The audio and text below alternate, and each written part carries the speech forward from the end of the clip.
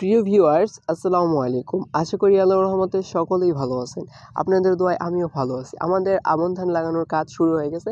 যদিও অন্যান্য দিকে আমন ধান লাগানোর কাজ প্রায় শেষ দিকে, বাট আমাদের এখানে আমন ধান লাগানোর ধুম শুরু হইলো মাত্র। সকালবেলা ঘুম থেকে উঠছি, ঘুম থেকে উঠে দেখি প্রচুর বৃষ্টি। কী আর করার, কৃষকের জীবন তো এমনই, বৃষ্টির মধ্যেও কাজ করতেই হবে। তাই বৃষ্টি ভিজে ঝালা ভাঙার কাজ শুরু করি। ঝালা ভাঙতেছিলাম আর বৃষ্টি ভিজতেছিলাম। অবশ্য বৃষ্টিটা ছিল গুড়ি গুড়ি বৃষ্টি, একটু অন্যরকম ফিলিংস। গুড়ি গুড়ি বৃষ্টি পড়তেছে, জ্বালা ভাঙতেছি সেই, কিন্তু বৃষ্টির কারণে জ্বালা ভাঙাটা একটু কষ্টকর হয়ে গেছিলো। কারণ আমাদের এখানে জ্বালাগুলো তৈরি করা হয় শুকনাতে ভাঙার জন্য, বাট বৃষ্টি পড়ে মাটি ভিজে গিয়ে জ্বালাতে মাটি লেগে গেছিলো। তারপর অনেক কষ্ট হচ্ছিলো। তারপর এভাবে কষ্ট করে জ্বালাগুলো ভাঙি। গুড়ি গুড়ি বৃষ্টির মধ্যে জ্বালা ভাঙার একটা অন্যরকম ফিলিংস ছিল, বাট কিন্তু কাদা হয়ে যাওয়ায় জ্বালা ভাঙাটা একটু সমস্যা হয়।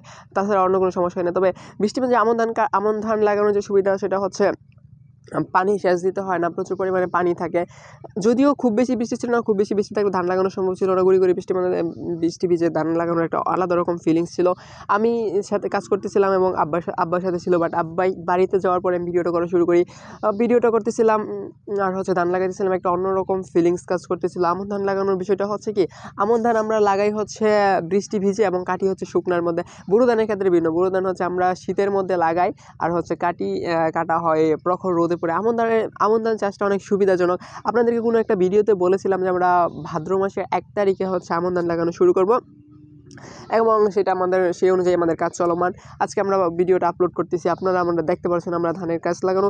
ধান লাগানোর বিষয়টা আমি এইভাবে যে জ্বালাগুলো ফেলতেছিলাম, এটার কারণ হচ্ছে সুবিধা করার জন্য।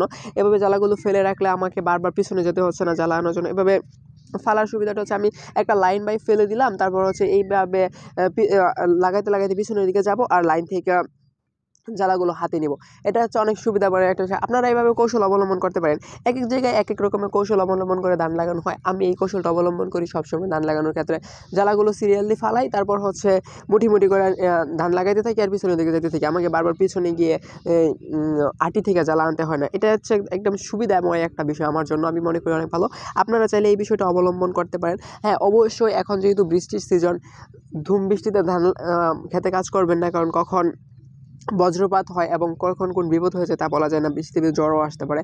তাই আপনারা যখন পর্যাপ্ত পরিমাণ বৃষ্টি থাকবে, মানে ভারী বর্ষণ, তখন